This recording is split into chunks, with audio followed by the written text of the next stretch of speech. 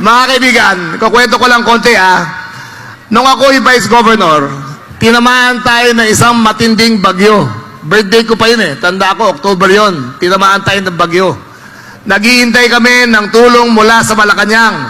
Tumawag sa akin ng Office of the President. Sabi sa akin, Vice Governor, handa kaming tumulong sa inyo.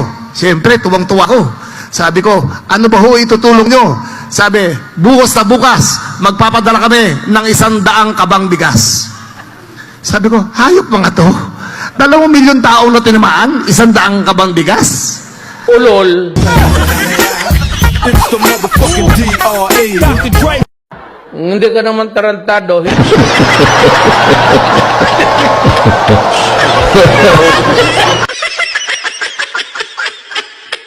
Sa unang pagkakataon mula nang maisyo ang umano'y pag-over the back ni Cavite Governor John Vic Remulla, nagsalita na ang kilalang kaalyado ni VP Binay na napabalitang lumipat na sa poder ni Mayor Rodrigo Duterte.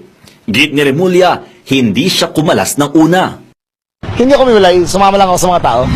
Nakinig lang ako sa sinasabi nila, nakinig ako sa clamor, nakinig ako kung ano ang gusto nila. Ang isa lang narinig ko, Duterte lang narinig ko sa kanila Ang buhay ay weather lang.